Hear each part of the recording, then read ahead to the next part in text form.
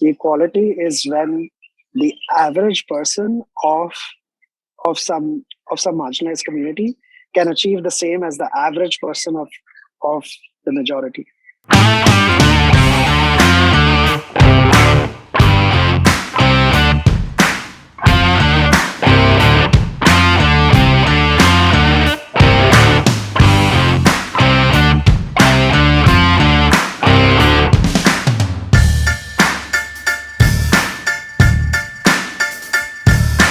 Hey Aniket, welcome to my channel and thanks for making time.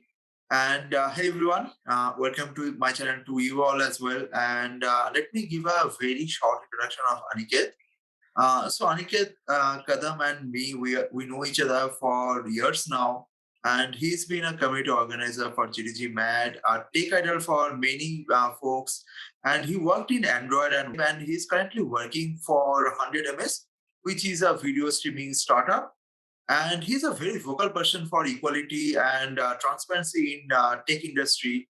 And most importantly, he is an advocate for mental health and neurodiversity. Basically, I got to know that I might be on autistic spectrum and I am an ADHD from him only. And then I got my diagnosis. So yeah, over to you, Aniket, if you want to say something to the viewers. Yeah. Hey, Rivu. I feel weird about being seen as a tech idol. I don't believe in idols of any kind anymore. So, like, if people learn something from me, it's fine, but you should not look up to another person that way. Yeah, I work in tech. It's really good to have a career that you enjoy. Like, the thing that attracted me about technology is like you do you program something and then it goes off and works on its own. I've always been fascinated by stuff like that, right? And you just sit back and watch it do the work that you made it, that you programmed it for. That's why I started, and that's why it's still fun 10 years later. Great. So let's start with talking about your career. You talked about why you started with technology.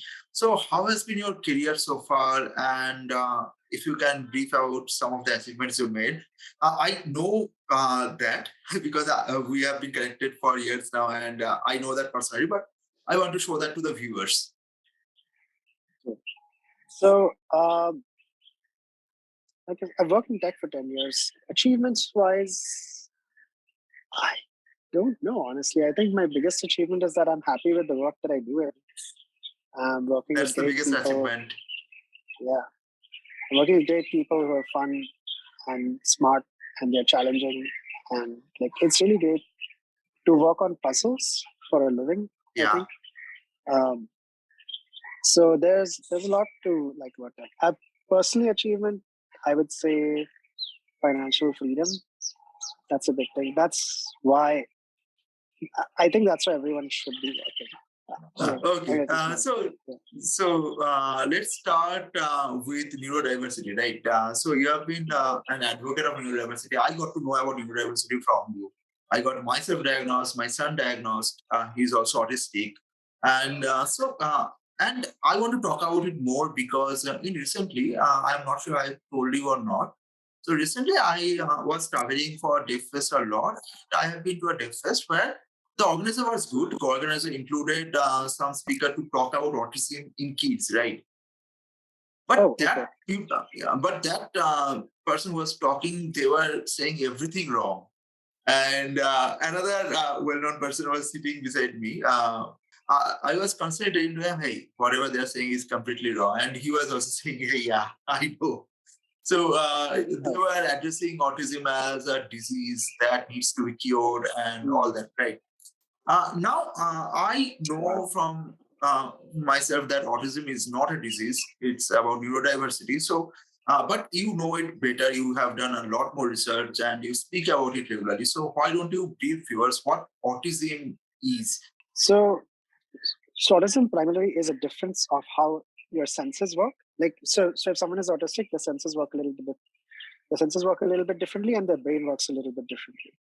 So autistics, I was diagnosed as autistic. So we tend to take things, we find direct paths between things. So this can turn out in many different ways. And like there are autistics who are dancers, who are singers, who are artists and musicians and programmers and engineers.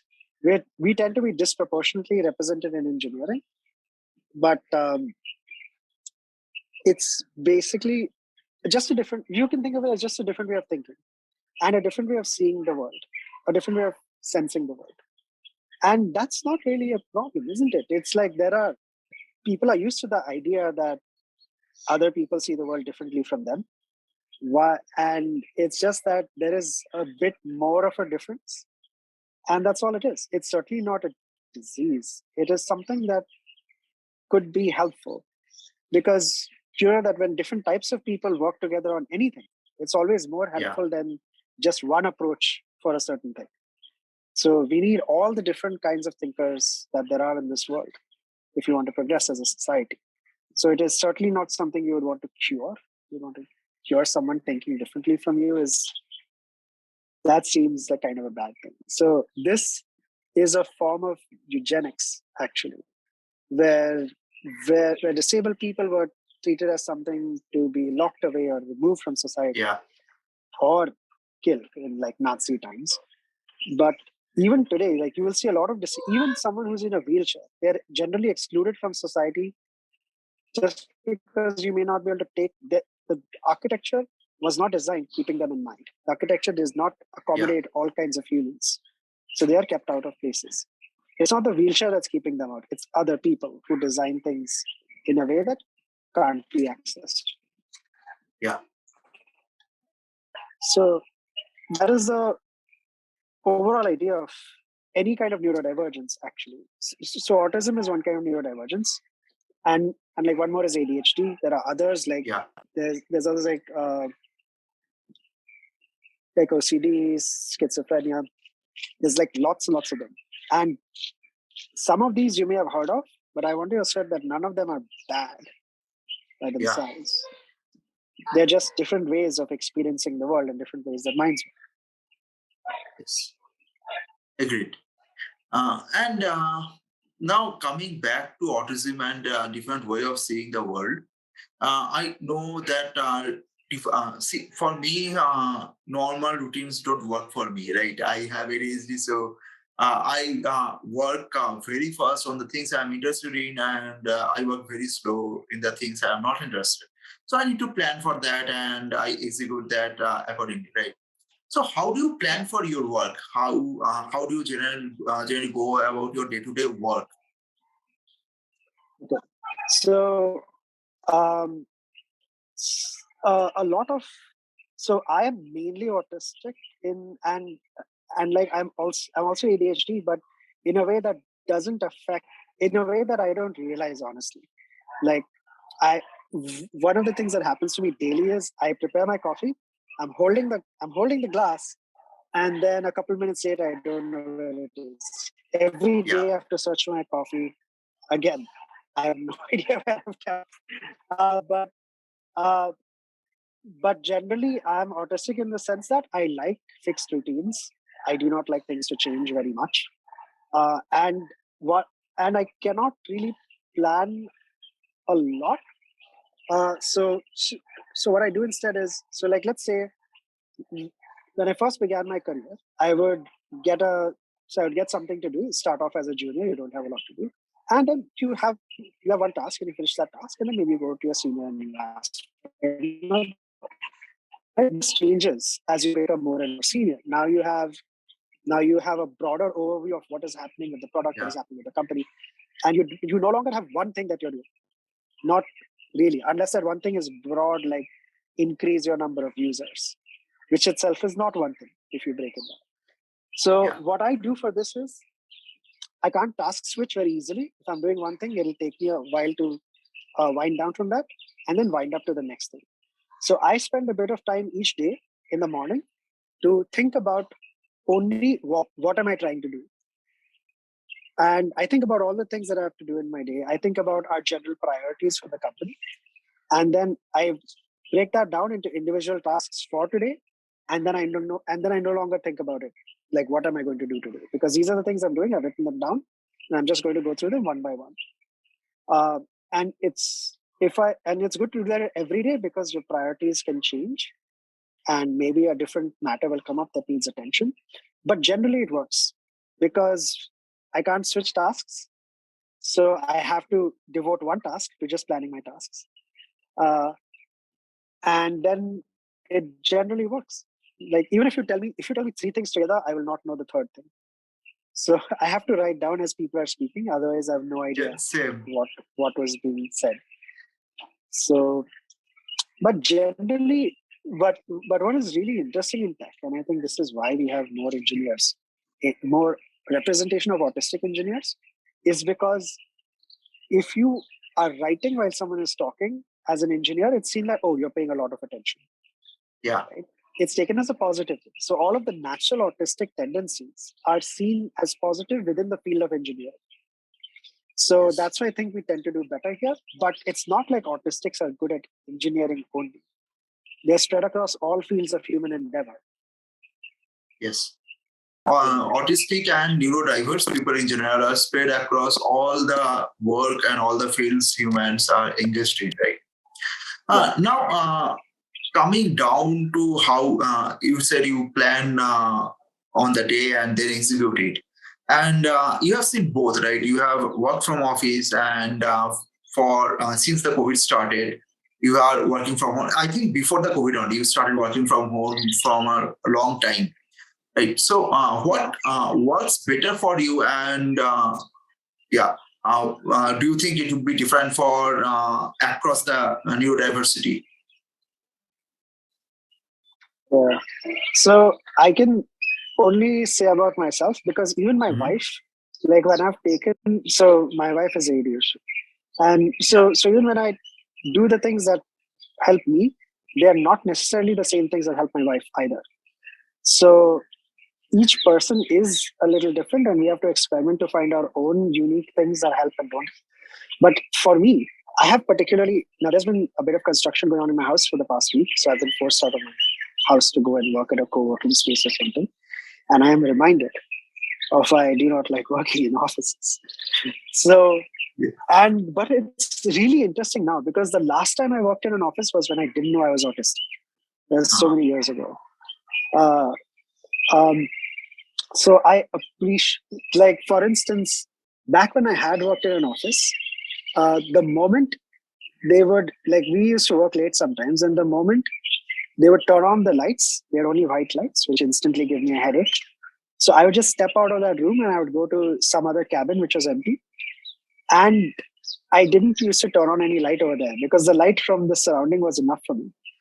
So, and then people would walk into that room and be surprised that it was that dark. But I'm like, this is perfectly bright enough for me. I could see everything. So I was called Batman because I liked the dark, and I had a very strong sense of standing up for my colleagues. So they thought like, oh, like the dark, you like justice, Batman. It's a fun comparison. I do like that. But yeah, so in an office when I didn't know I was autistic, I would always be walking out of a room if someone turned on a white light. My laptop would be set to such a low brightness that nobody else can see what I'm working on. I have to increase the brightness if somebody else wants to come and look at what I'm working on. But it's not like any of that was hard for me. I can see perfectly fine. Like, if you take it from my perspective, I would say everybody else had bad eyesight because they can't see that.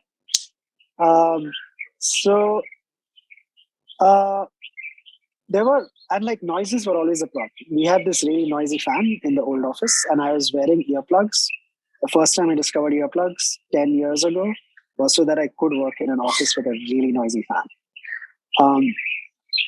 And since then, I've always carried them. Nowadays, now knowing that was all before I knew I was autistic, I would just accommodate myself to make it more easy and comfortable to work. because you tend to do that, right? Something makes you uncomfortable, you don't know why, but you know it hurts you, so you do something about it. You can do that without knowing you're autistic, or without even accepting you're autistic if you're in denial about it. You can just make yourself comfortable. You don't have to think you're autistic to just make yourself comfortable. Yes. So um, now what I notice as like knowing that I'm autistic is that if I go to a co-working space, um, people will randomly make noises. I'm fine with the noise of people talking because I still have earplugs, but uh, like the clatter of plates, any high pitched noises like that breaks me out of my focus. Someone moving in the corner of moving in my peripheral vision will distract me a lot. I can't focus on what I'm looking. So I would find some corner to sit in where nobody can move around in my left or right. My wearing glasses causes another hassle because every single glass reflects light from behind you into your eyes. Yeah. Every pair of glasses does this. And mine are like double coated to avoid this, but it's still not quite enough. So I have to sit in a place where there is no light behind me, and I can't sit in a place where there's a light in front of me because that'll hurt my eyes. So I need like a place which is not lit by itself, but is lit by lights kind of in the general vicinity, which again is, there tend to be very few places in even in co-working spaces, where you can find spots like this. And that is if they have orange lights to begin with. If they have white lights, it's a non-starter. I'll have an instant headache and I can't step into the building.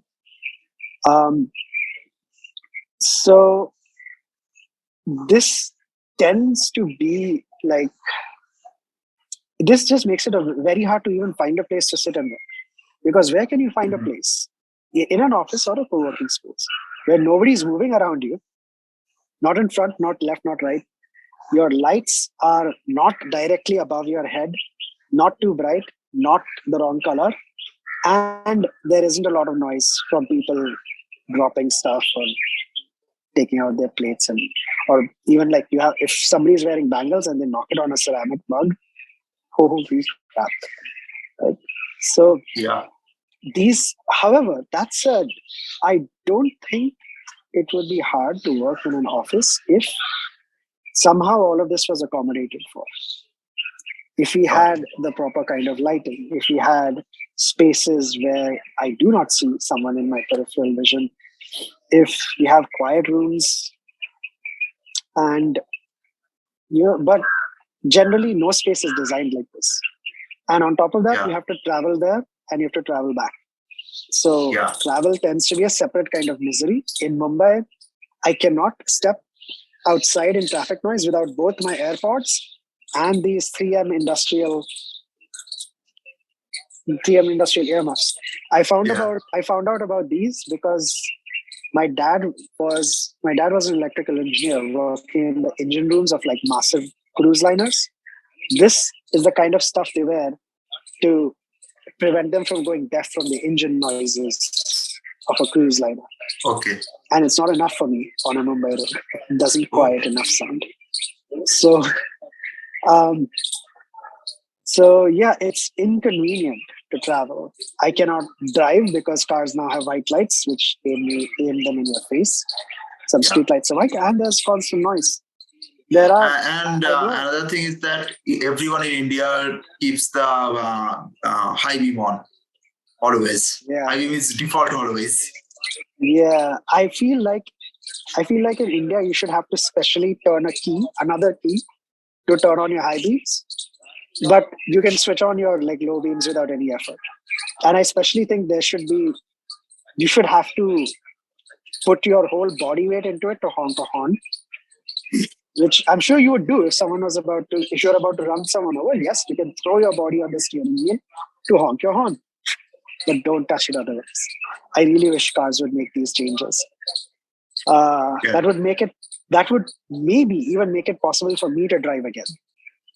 So, because I've heard of even foreigners saying that, or autistics who have been driving their whole life say that now they're forced off the roads because they could deal with a yellow high beam in their eyes, but they can't deal with a white high beam in their eyes anymore. Yeah. So, Yeah, there are. So I feel like, you know, any disability is disabled by their environment. It's not Mhm. by themselves.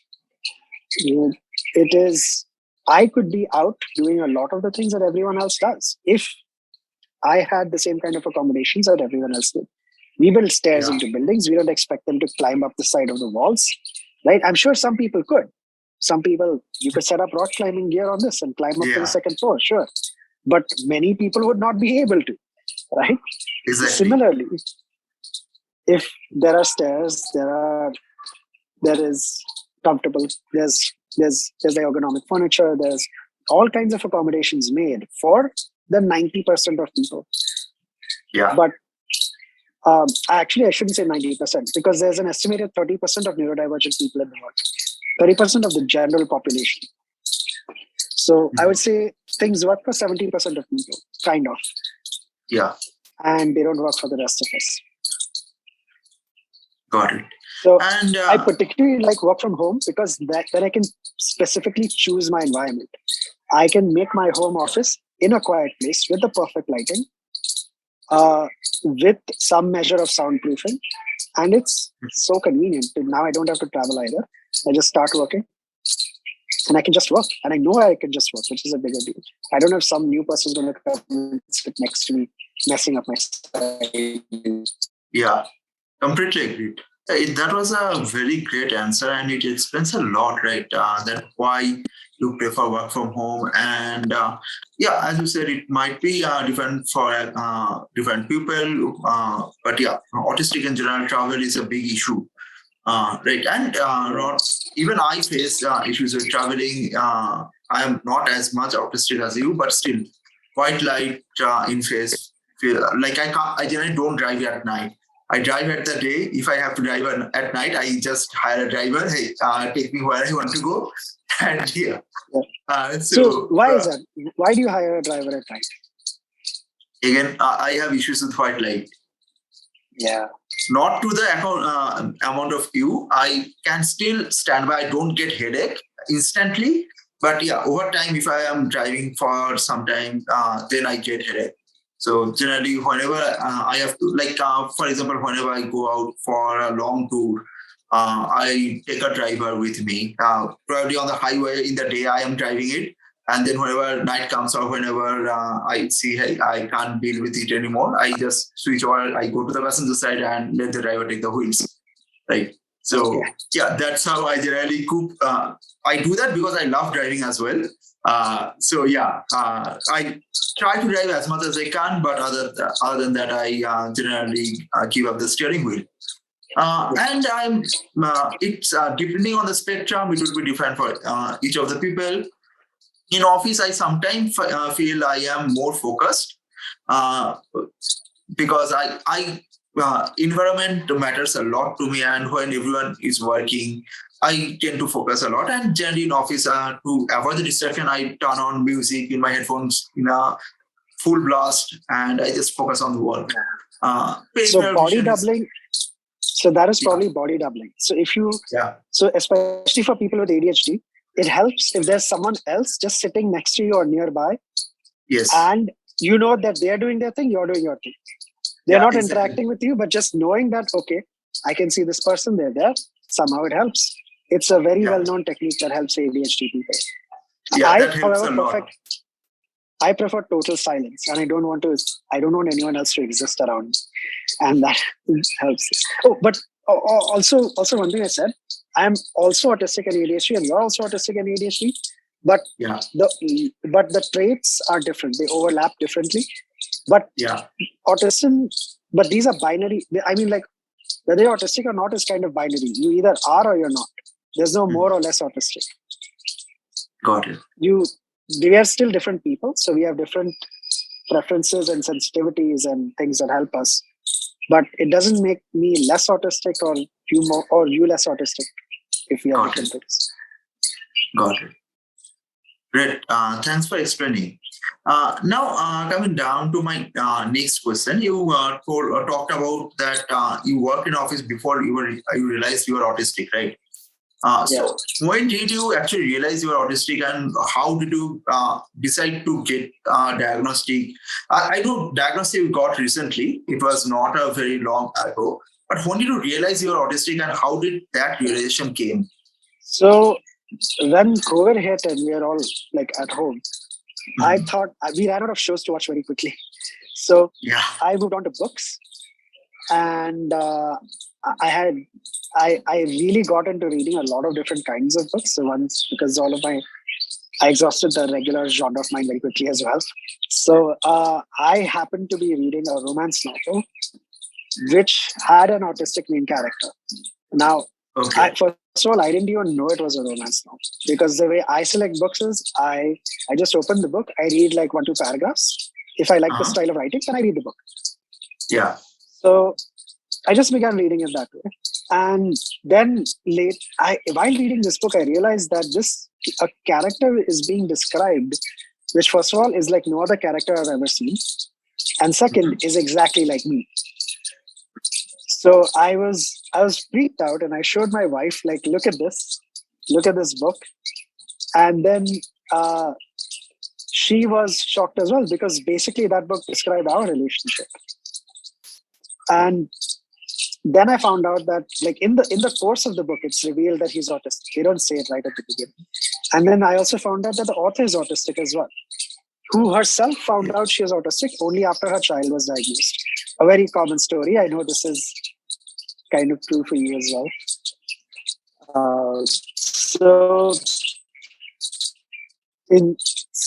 So after that, I went to go Google about autism, which doesn't help. It's nonsense. You get like Babaji ka cure if you search for autism. You're like, take these herbal remedies, and it sounds like it's, even if you didn't know anything about autism, you would know that this sounds like bullshit. So, so I thought, like, okay, obviously this isn't helping, and I turned to So, like, one of the things that autistic people tend to be good at is that if you like something, you can search it with an intensity that neurotypical people can't imagine. Like, if you're neurotypical, you don't know what focus is. They have a poor copy of focus. They have like a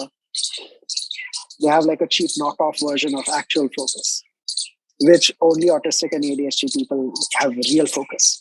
Yeah. So I spent a couple months searching for first of all, other autistic people in India, or any resources about autism in India at all.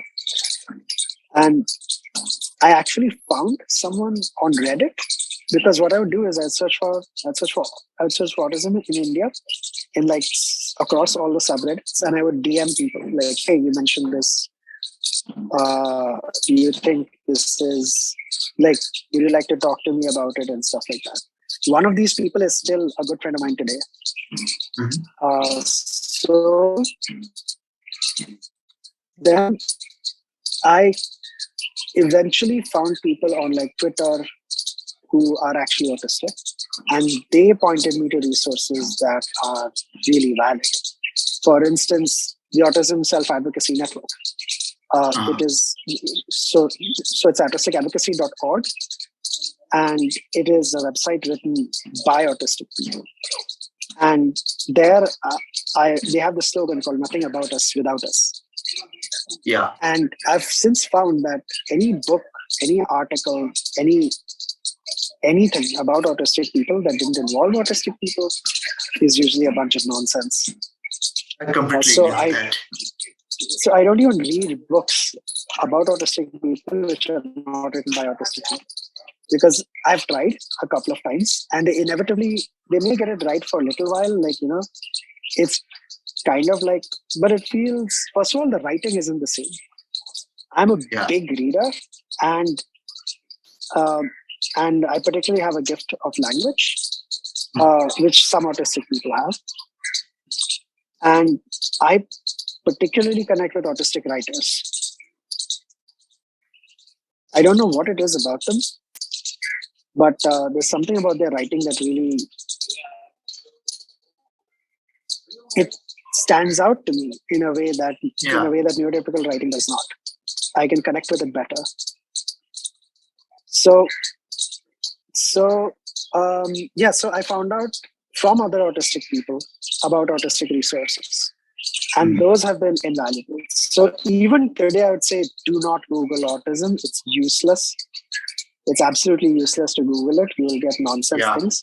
So go to autisticadvocacy.org or go to Attitude Mag, ADDITUDE mag.com. So those are for autism and ADHD respectively, and they are written by autistic and ADHD people. And you will also see the level of discussion is far more.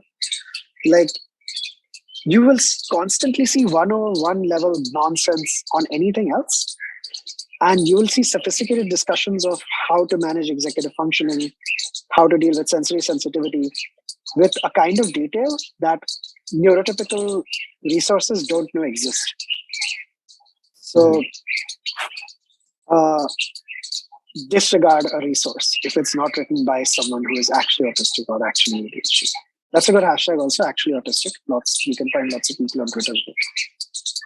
Great. Yeah, I agree to that, right? So when I found out that I am on spectrum, and when, especially during my son, right, when I was suspecting he might be autistic, I tried to Google it a lot. I tried to read about it, but all the contents are nonsense.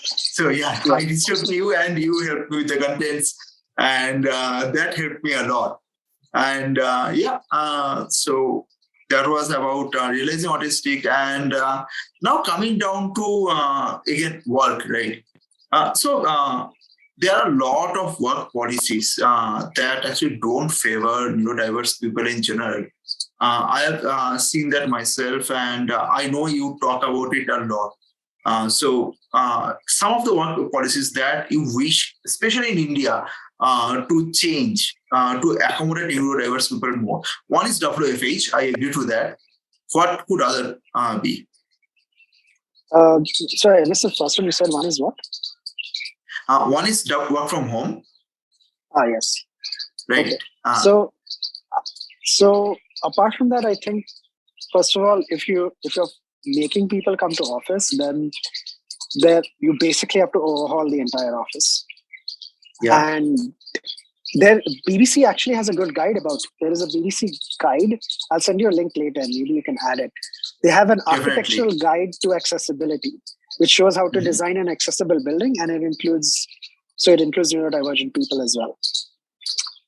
That's fascinating stuff. So I'll leave that aside right now because that is a bigger task. If somebody does want to do that, reach out to me. I'd be happy to help. That would be a great thing for me to see exist, even if I personally never want to go to an office again. So apart from that, I think it just helps too. First of all, the main difficulty that happens with communicating is because of something actually that neurotypical people do. It's not a thing that autistic people do. Autistic people don't do this. And when neurotypical people see someone who's not doing it, they take a different interpretation. So in every neurotypical interaction, all of them, from children who are like playing on a playground to CEOs sitting in a boardroom with the rest of the board, there is a concept called a hierarchy, where everyone knows the social standing of everyone else. Like by instinct, neurotypical people will know where they are on this hierarchy and what they can do because they are at what level, at whatever level on the hierarchy. And this can be different. Like somebody might be a peon in the office, but if they're the man in the house, they'll be at the top of the hierarchy in their own house. Yeah. So there are many of these kind of, and these define certain rules like who do you call sir, who do you talk to politely, how do you voice an objection, or are you not supposed to voice an objection if somebody is your senior, someone like this. All of these rules, there are thousands and thousands of them, which I'm sure even neurotypical people don't realize consciously. This all happens subconsciously, where they understand like, okay, they should speak in like this tone to this person and this tone to someone else. Now, autistics don't do any of that. We mostly don't even see it. So one of the common things you will notice is that autistics are called stubborn. Mm-hmm. But if you take an interaction which is labeled as stubborn, you'll often see that it is an autistic person who is in a neurotypical environment which accepts the existence of the hierarchy, and he may have voiced a reasonable question. Maybe he's just asking for information. It's not like even he's trying to pull someone down. He's just asking for information, maybe to do his job. And that question about information is taken as some sort of insult or like a reputational challenge. Yeah. And that causes trouble. It's not because of something the autistic person is doing. It's because of something that neurotypical people are doing. And if they see, they're interpreting this autistic action as a neurotypical action, where if a neurotypical questioned this social order, they would think that he is a troublemaker. Yeah. But it's not like the autistic person is trying to be a troublemaker. He literally does not see whatever weird social rules are made up here. And I tend to find that companies, you will see the concept of a flat hierarchy, right? Which suits autistic people more. Now, yes, there are different challenges with a flat hierarchy in that because hierarchies are subconscious to neurotypical people, they tend to make them even in companies which are supposed to be flat. So you can still run into issues with this, but at least explicitly stating that this is supposed to be a flat hierarchy, that helps. And I personally prefer it. I am happy to be questioned by my juniors. I would think like, great, they're learning something. I want to check my own knowledge. Sometimes I realize something better when I'm asked a question and I can explain it to them. I might be doing something automatically, which I know is the best thing, but they don't know why. And their question gives me an opportunity to teach them why this thing works. So I love these things. I don't care about a hierarchy. I find the presence of a hierarchy a problem to the smooth functioning of workplaces. So this is a neurotypical problem where they're making workplaces actually worse with their hierarchies, with their shutting down of questions, with their shutting down of discussion. Now, different workplaces do this differently, and it depends on what the culture of your workplace is. But I find the most successful workplaces are the ones which are also most open. So it's not only something that should be done to autistic people, but it just makes your business work better. So make more money by accommodating people. Yeah. That is a really big one because misunderstandings because of that are the number one reason why a lot of other autistics I see are not employed. So so misunderstandings because of that are why I think a lot of autistics get fired because they seem to be questioning authority when they did not recognize any authority to begin with. I would talk to the peon the same way I talk to the CEO. I don't see why it should be different. I think neurotypicals should learn this thing from us. Yeah, I completely agree on that. And I have seen it firsthand myself quite a lot of time. Right. So, now I completely agree on the hierarchy part and the company policies. Now, coming back to the you being an organizer, community organizer, right? So you have organized events for GDG Mad or even before when it was GDG Mad Meetup, right? And I really like how MAD works. And I will talk to Swapnil and Faiz as well later. But I want to understand your experience organizing an event, right? Especially since organizing an event is a bit difficult for all autistic and ADHD people, right? Because we tend to forget stuff. We tend to not interact with people that much. So, how did you organize event, and what is your experience on that? I find this interesting because you organize a bigger meetup than MAD, so you should be talking about this. But okay.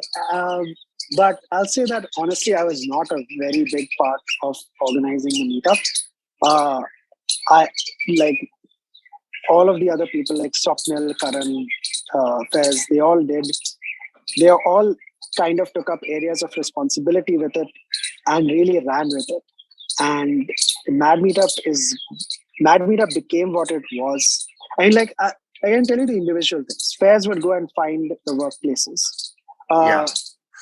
Like Swapnil would be the best social media manager that has ever existed. I think like he could easily do that job. He's better at it than almost anyone I've ever seen. But he's a designer, right? But people remember Mad because of Swapnil. We have a place to host Mad because of Fairs. And we have these deep connections with people because of Karan. Because he's really good at, he cares so much about people. Yeah, that completely agree. You see it in his interactions with people. I was the guy who'd be like, okay, I am one more person to help make sure everything is running smoothly. Not interns, and they tended to be interns, but like all the volunteers are getting, say, transport to this place. They know what to do, and that kind of stuff, and maybe like take over hosting sometimes when everyone else is tired. So these are the kinds of stuff that I would do. Import, yes, but that is the core of Mad is really like these other people. So, what else? We had a great group of people like running this thing. So we are the core of Mad. And there is just so much work to do when you're running a meetup. You have to reach out to speakers. You have to go through their applications. You have to make sure that they know where the venue is, what the time is, that the equipment is working. And I would help out with all of these things, which is useful for me because then I have a list. I have like, these are our speakers, or these are a list of potential speakers. And I would vet them. I would vet their topic. I would once we have them all selected, we'd make sure that they have all the information they need to present. I would be the one who is always prepared with stuff. Like I would walk around with one of those Mac to HDMI adapters, so that anytime someone brings a Mac, you can now plug it into like one of those presentation things. So I would be prepared with all of these things which someone might need, which is in general a thing that I'm quite good at, just being prepared for stuff. So yeah, I helped out. I like to think that I've helped. Yes. Yeah. And it's good to work with a team because then we can separate responsibilities. We have a list, and then I just go through the list. Yeah, great. You talked about me organizing. So I also had quite a lot of help. My friend Injanil, who currently runs GDG Kolkata, right, as a lead and Kotlin Kolkata. So I started Kotlin Kolkata with him only. And if I'm being honest, without him, I don't think I would have made it a success, right? So yeah, with Indranil's help, I was able to do the community stuff. Not only Indranil, there were a lot of other folks as well who helped GDG Kolkata what it became today, right? Without all of them, Shayak is included, who used to be an organizer of GDG Kolkata. Dev Mallo is one of them, right? So yeah, without them, I don't think GDG Kolkata is what it is today, and or would be what it is today. And even in when it comes to BLR Kotlin, Chandra is the main organizer. I help him just like what you did with Mad. I help him with those stuff, and in BLR Droid, my friend Brijesh and Jitin are the organizers. And again, I help them as a volunteer. So yeah, that's how I generally do stuff. So if I have a list, I work on that. Now coming to the list and responsibilities, right? So again bringing this stuff. But just one more thing I want to mention. Like you mentioned how it's easier for you to talk to people when there's a topic. So I would, one of my favorite parts of meetups, and I think it is everyone's favorite part actually, it's when you go and when you interact with people in the audience. So I love to do this because in my mind the topic is engineering and specifically Apple. So I can go and talk to anyone about it because this is a fixed topic prepared already. Yeah. So for me in meetups, it's very easy for me to go and talk. And I particularly like to go and talk to people and see what's happening in, like, for juniors, the stuff that they're learning in college, and for seniors, like whatever things they're doing at work. I would love to learn about what everyone else is doing, and if they have any questions, I would answer them. It actually surprised me when a bunch of people who were juniors at the time said that they really appreciated how I made them feel welcome, because apparently in meetups, when college students or something come, they feel like they have added themselves to the hierarchy, like, oh, they are the lowest of the hierarchy in this Yeah. space. So should they even be present here? Which I don't recognize at all. To me, they're the same as any other senior. And this was really appreciated by a bunch of people. And it's a thing that I didn't even realize I was specifically doing, because that's just part of being autistic. That's what you do. That's also true for me as well, right? So I would generally go around and I would talk to anyone, and if they, so I sometimes start the conversation. Since again, same, I have a topic in my mind, and I would generally ask, hey, how do you like my talk, or hey, how do you like that person's talk, and then I would talk about it, right? But yeah, sometimes I feel a bit shy to start a conversation. But if anyone else starts, I am quite happy to take it forward, right? Now, coming back to what you said about list of responsibilities and roles, right? Now, I think that applies to work as well. So for me, what in last decade I have seen is that when there's a defined role, right? Even for work. So if just saying a name of role, for example, architect, principal engineer, lead, it doesn't define what I'm supposed to do for me. I need a defined list of responsibilities that, hey, you are supposed to do this stuff. And this is priority number 1, this is priority number 2, this is priority number 3.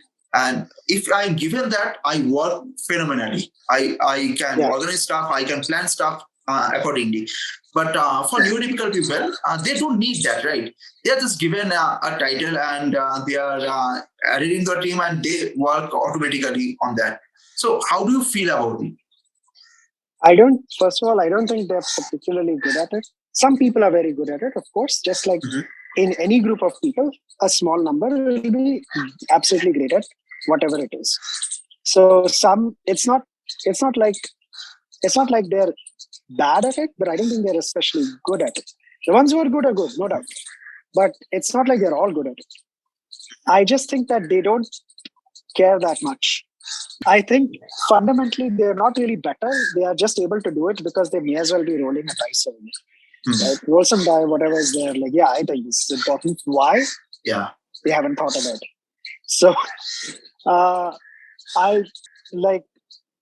course, there are among neurotypicals, there are people who have learned, like, yes, we should think about what is important. But then they learn to do things and become good at it the same way that we are forced to learn and become good at it. So, and I don't think they realize when they're bad at it. I think that's the only difference. We are bad at it, they're bad at it, we are good at it, they're good at it. But they don't care when they're bad at it, usually. They don't realize, most importantly. Yeah. So, I don't think they particularly, sometimes you can get, I think the reason why autistic and ADHD people have such a hard time with it is because it's that important to them. They don't want to get the prioritization wrong. They don't want to do the wrong thing. And sometimes that desire to not want to do the wrong thing is so strong, it prevents you from doing anything. Yeah. This is a trap that I myself have stepped out of by basically picking the neurotypical way of rolling a dice. If I can't decide the priority, if I can't talk to someone else and figure out what the priority is, I will just have a list of things and I will do them in whatever order I feel like. Like, if I can't choose one, I'll pick, like, okay, 6, do 6 first. That's it. And I don't think about it. So that helps, because when you have a bunch of things which are kind of the same in importance, it doesn't really matter what order you do them. But if you really force yourself to prioritize them, you'll end up doing it too. Yeah, agreed. Now, coming back to again community side. So you have given a lot of TED talks over the years. You have you have started giving talks about neurodiversity as well. So how did you prepare for giving talks, and what's your general suggestion for other neurotypicals? About giving a talk? Yeah. I'm not sure this advice would work with that. But so what I would find is, first of all, if you feel that you don't have enough material for a talk, ignore that feeling. You probably do. Mm-hmm. Because every single talk I've ever done in my life, I thought this can barely be 10 minutes. Yeah. Right. And then I end up, and when I start writing it, I realize that, I have to cut some things to fit it into 40 minutes. Or sometimes I just go over and say, let's do it. Yeah, it's fine for it to be a little bit longer. So first of all, ignore the feeling that you don't know. Just start writing a talk. And I like to do it by, like you open up slides and you write headings of slides. Mm-hmm. Like you might start by writing this on notepad or paper. Like I want to talk about this heading, this heading, this heading, this heading. And you have like 5-6 headings. While you write that itself, you'll realize you know much more than a 10-minute talk. And then you simply fill them out. The headings will help you organize it, so you can move things around so that the flow is better. And you'll find good transitions between them. And it's important for the flow of a talk that you have a natural transition between one idea and the next idea. So you can write down the headings, you can fill them up one by one. Mm-hmm. Again, I've divided a bigger task into like smaller things, which I can forget about the rest of and just do this slide. So, and then you'll quickly find you have a lot of material. I would suggest not putting a lot of text on a slide because you don't want people to be reading that when they're listening to you. So a good thing is that you have your main heading and then you have like subheadings of whatever this thing is.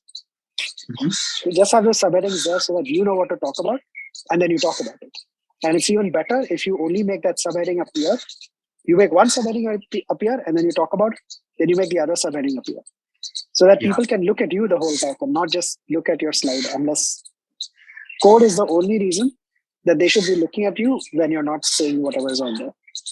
So very low text on slides. I find this works well for me and it works well to make an engaging talk so that they don't just feel like they're reading a really shitty book on like projected on the wall.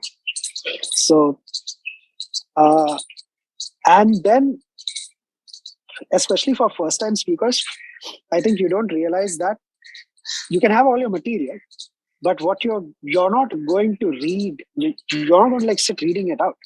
You're going to do a talk. So you should rehearse your talk. I rehearse every talk, at least for an important talk, I'll rehearse it 3 times. And just to get the flow right, like how will I transition between slides? I'll do the whole talk as if I'm presenting. And that really helps my flow be on point. I have been complimented for my flow as well. And that's because I specifically practice that. The transitions, the flow, and how the talk goes. So once you do this for a couple of years, it can kind of become natural and you won't need as much preparation. But it's good to do it. It's good to do it so that you have, if you're just starting, you should do it so that you get the flow, and you must practice saying your talk out loud at least twice. When you say it the first time, you realize, I could phrase this better. I could change it. I could tweak this flow. I could tweak this thing. And then you can do a second one better. So that's a pretty good way to set up talks. So I will say that so my organization Powered by Autistics, we don't do talks ourselves. Like Sudhanshu and I, we don't do talks. We get other speakers to talk and then we are just like hosts along the way. So I don't have to prepare for any of these. Got it. These works for me as well, and I also, whenever I give a talk, I like even before I decide to give a talk, I think of a topic and I prepare a list of headings and subheadings. I don't do it on a slide. I do it in a notepad or text app or any note app, right? Then I prepare. I think of what I'm going to talk about. I prepare the skeleton of it. And based on an event, I generally put content or edit out some content. and prepare my slides. And while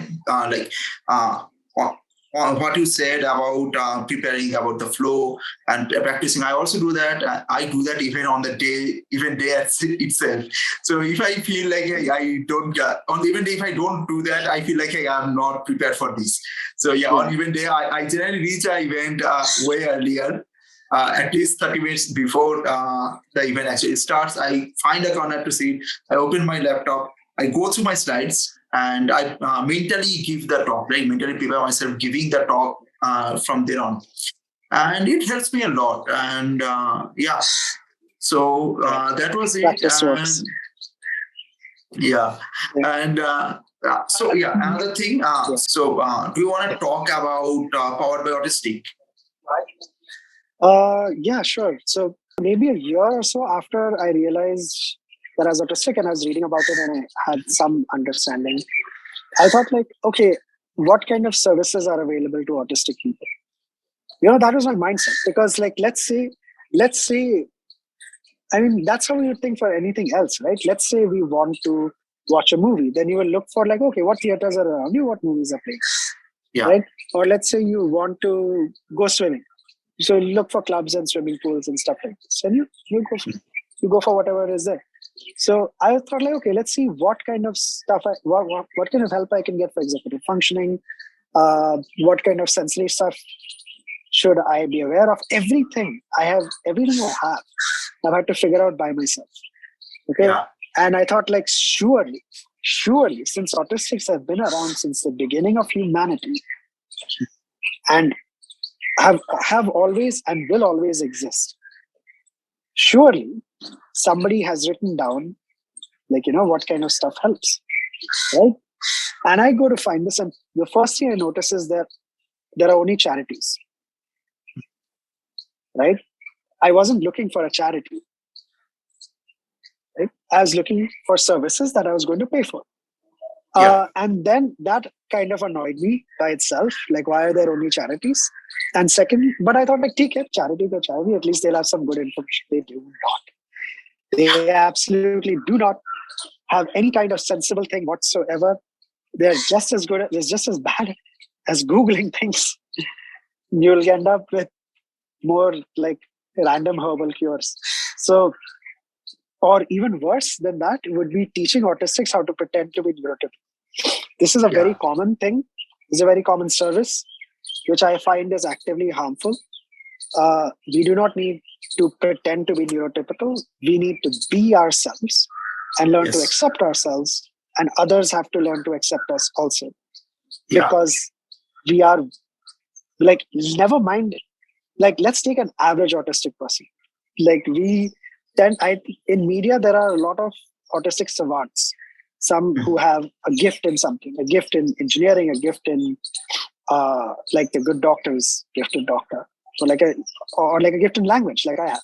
But let's take just a regular guy, just a regular autistic person, no special gift, but it's not like he's bad at stuff. Just imagine like a totally average guy whose senses work differently and whose brain works a little differently. This person is still a valuable member of society because he's a human being that exists. He doesn't deserve to be removed from society, from isolated or cut out from like public spaces or workplaces or anything like average people do. It's not like workplaces are only hiring the greatest and smartest of people. By definition, the majority of the workplace is average people.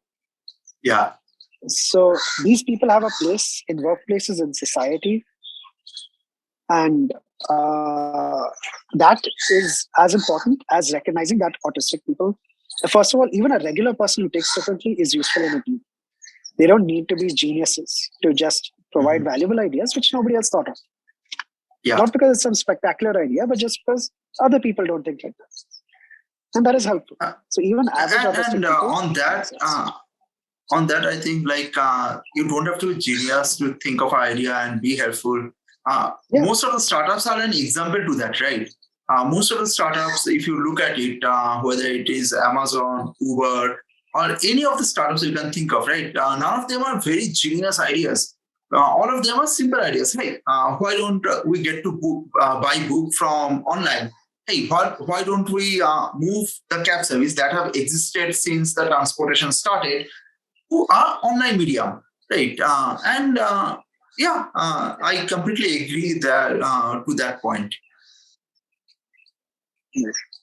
So, um, so I realized that in India, at least, there was nothing for autistics run by autistics, and I thought like, okay, nothing exists, let's make it. It's not like, even though it's a for-profit thing, I am happy with engineering. I do not want to make this like my main thing that I do. I would like to be an engineer, and I basically let my co-founder run it entirely. So the only thing I do is that I keep a lookout for who could we work with, what kind of interesting ideas are there that we can put out, what kind of services can we do. So I am barely interacting with the honestly, I'm barely interacting with the company like an hour in a week. So, and that is the way I intended to keep it. It is, I am an expert on autism, yes, but I don't want to make that my job, right? I do love engineering. Um, and luckily for me, my co-founder is an expert. He is an expert on autism because the number one qualification, she's autistic. Mm-hmm. She has 2 autistic children. She was diagnosed as autistic when she was past 50 years old. And she has been working as the head of education in autistic, like in an autistic charity for 10 years. So she's incredibly qualified and she wants to do this work. And I'm like, great, do it. I'll just help you with a bit of tech support, and maybe I can push her into, maybe I can just show her what's possible, how she can do some of the things that she's trying to do. Great. So, and I just want something like that to exist. I want a non-charity autistic run organization to exist. And as far as I know, we are the only one. Yeah, you are. So I hope you're not. Yeah. I hope you're not the only one. But as far as I know, we're the only one. Yeah. Let the audience let me brief the audience about our autistic. So when I realized that hey, my son might be autistic, and I wanted a diagnosis, right, so that I can talk to the schools and to help them help my child, right, and I am also not a very knowledgeable person on neurodiversity and autistic, so I also needed to learn things, right? So that's why I needed help on that. And charities, again, I checked with them, and as I said, in a meetup, someone was talking about autistic as a disease. Most of the charities does that. They talk about neurodiversity and autism and ADHD as a disease, which it is not. So that's when I again reached out to Aniket, and Aniket said, "Hey, I started this service. You might want to check it out." Check it out, right? And I was same as Aniket. I was willing to pay. It was not an issue for me. I didn't want a charity, but I wanted help for my son, and that's what I got from Powered by Autistic. So yeah, if you are willing, please do check it out. It's a great service, and his co-founder Sudhanshu is a great person. So yeah, check it out, and I'm sure you will love it. Okay, thanks, Aniket. Thanks for having time, and thanks for being here and talking openly about all of these topics. Right, these are not very much spoken about. Even though tech is majority neurodiversity people, I know a lot of my friends are neurodiverse, but yeah. We don't speak out loud often about it, and that's why I wanted to do this with you, to spread awareness about autism and ADHD, and to spread awareness that hey, being a neurodiverse doesn't mean you can't succeed in life. You can. Both you and I, we achieved a lot of things in our lives, and we'll continue to do so. And not only you and I, there are a lot of other people I know that are autistic, that have ADHD, but still big success, right? Even more than you and me. So yeah, that's why I wanted to put out this awareness, and thanks for being part of it. Yeah, awesome. just wanted to mention that that equality is when the average person of some marginalized community can achieve the same as the average person of the majority. Yes. So I hope that we work towards this. Like, I'm doing a small part. Our journey will not. It did not begin with me, and it will not end with me. So I hope I can forward it in some small way. And we are like, we are I think just learning to see what can be achieved by just allowing people to do what is to do, work with the way their brain works. And I think that will make people happier. Number one, it's the most important thing. It'll make them better employees. It'll make them better partners. It'll make them just better participants in society. And I hope to get there. I hope to do one small part of us all getting there. Yeah. Thanks so much.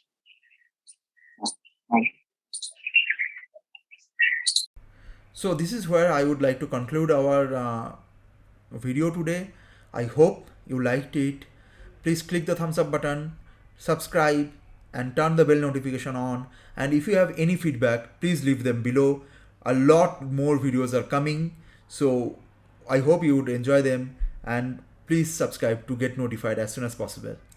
Thanks for watching.